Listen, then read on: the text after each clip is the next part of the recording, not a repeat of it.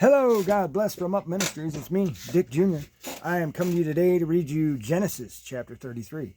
Now, I prayed and I asked God to help me to speak with you before I started this video today.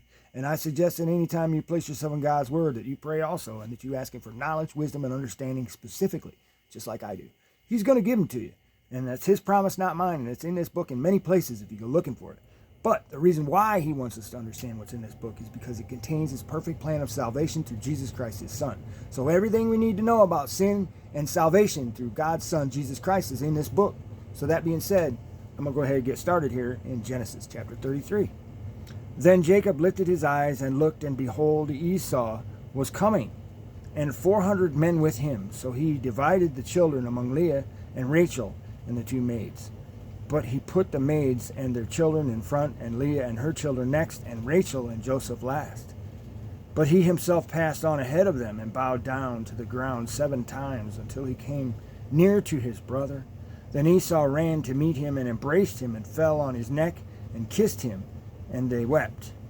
He lifted his eyes and saw the women and the children and said, "Who are these with you?" So he said, "The children whom God has graciously given your servant." Then the maids came near with their children, and they bowed down. Leah likewise came near with her children, and they bowed down. And afterward Joseph came near with Rachel, and they bowed down. And he said, "What do you mean by all this company which I have met?" And he said, "To find favor in the sight of my Lord." But Esau said, "I have plenty, my brother. Let what you have be your own." Jacob said, "No, please. If now I have found favor in your sight, then take my present from my hand. For I see your face as one sees the face of God, and you have received me favorably. Please take my gift, which has been brought to you, because God has dealt graciously with me, and because I have plenty." Thus he urged him, and he took it. Then Esau said, excuse me, "Let us take our journey and go.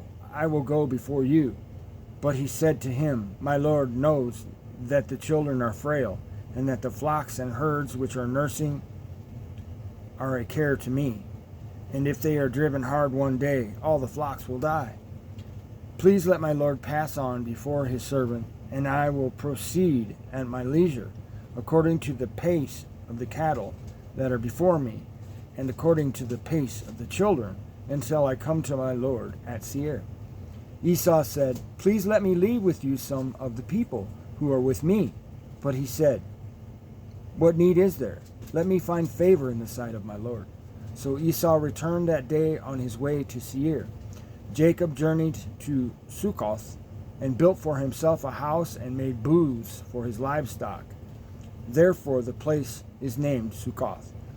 Now Jacob came safely to the city of Shechem, which is in the land of Canaan, when he came from Padan Aram, and camped before the city. He bought the piece of land where he had pitched his tent from the hand of the sons of Hamor, Shechem's father, for 100 pieces of money. Then he erected there an altar and called it El Elohi Israel. And that is all I have for Genesis chapter 30. Thanks for listening, and God bless.